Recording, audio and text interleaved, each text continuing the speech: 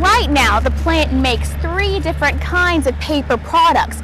Now, this partial shutdown means they'll no longer be making 2 of them, but they will continue to make the paper pulp that produces products like this one. And the message here today was all about getting moving, whether that's from taking a walk here on the track or just having a little fun on the tire swing. More and more people are coming here for their news, which means that fewer people than ever are using this or the paper that it's printed on. Coming up, I'll tell you how this is costing hundreds of jobs, and not just for journalists.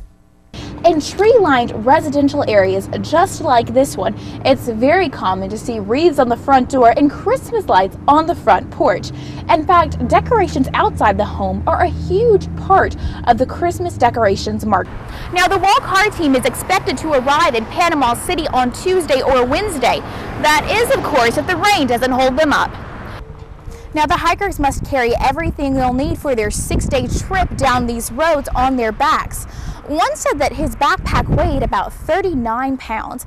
That's like 13 of that 3-pound weight.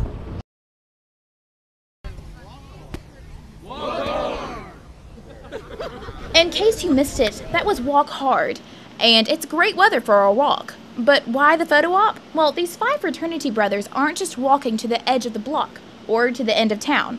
They're walking almost 130 miles, all the way to Panama City. It's a charity walk called Walk Hard 2011, and so we're hoping to raise money for Camp ASCA, which is the Outlaw Special Camp for children and adults. And it all started with a guy in a Superman cape. We're sitting there talking, and all of a sudden this Superman guy who's wearing a Superman costume is walking with a backpack on, kind of like us, and that sparked a conversation like, what is this guy doing? Like, was he just walking around? They never did find out what the man was doing, but it gave them an idea to test their own physical limits and walk to the beach. They recruited some friends, but soon hit a snag. One of our friends who wanted to do it has type 1 diabetes, and he wasn't going to be able to do the walk. And he volunteers at a camp, Camp C. Harris at Camp ASCA. So we decided, to kind of pay tribute to him. He can't do it, so we'll give back something that he gives to. Last year, the group raised almost $5,000 for Camp ASCA in 2 weeks. Now, the hikers must carry everything they'll need for their 6-day trip down these roads on their backs. One said that his backpack weighed about 39 pounds. That's like 13 of that 3-pound weight. Of course, they do plan to have some fun along the way. It is spring break at Troy, after all, and they are walking to the beach. Yeah, we're definitely going to stay a few days and relax and enjoy the beach and our friends and everything like that. But just how much fun may depend on how tired they are when they get there. For TV 47 and Daybreak, I'm Brittany Bivens.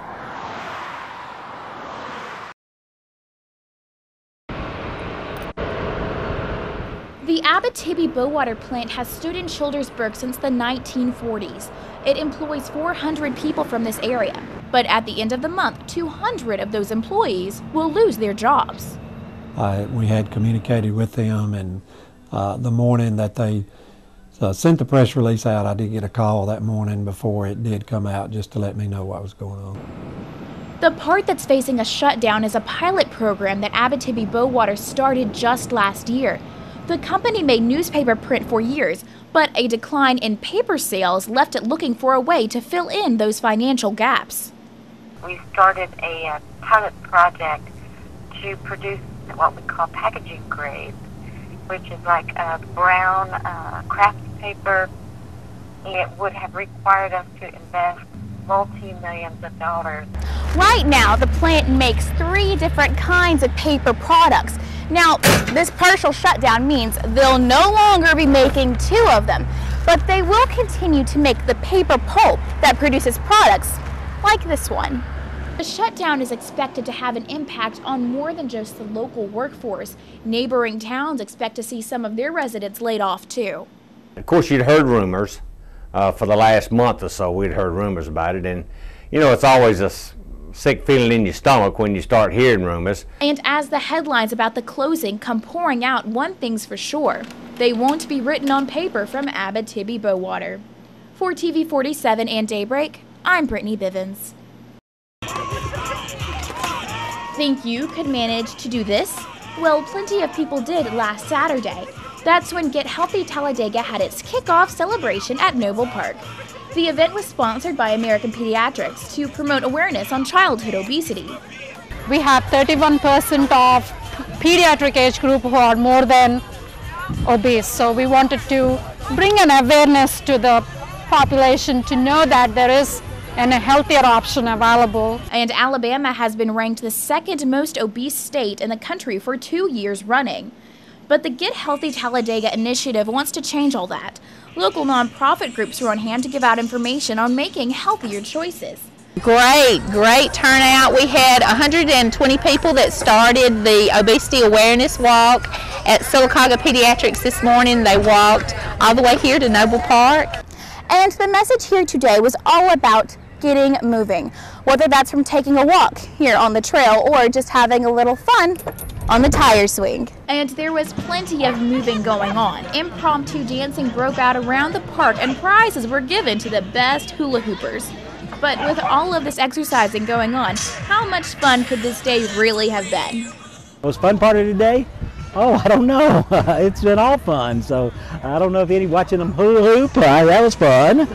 Maybe more than you think. Let's go to work. For TV 47 and Daybreak, I'm Brittany Bivens. 2 hops this time. 2 hops this time. Right.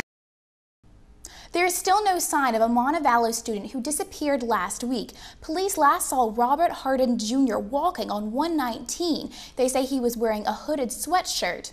Now, police don't expect foul play, but anyone who has any information about his whereabouts is encouraged to call the police. If you've been running around Walmart wanting some help with your groceries, then want no more. Walmart opened a new service today called Pick Up Today. It works like this. You go online, choose the items you'd like, then a few hours later go to your local store and pick them up. Walmart opens the service in 2,000 of its retailers today. That's right, a little marble could get you a lot of green. B.B. Comer Memorial Library is sponsoring the 2nd annual Marble Mania. It's a contest that allows you to pick up an information sheet there at the library. Today is Pie Day, and we're not talking about that kind you had for dessert last night. Today celebrates the number pi, an irrational number that can be traced millions of places, but that begins with today's date.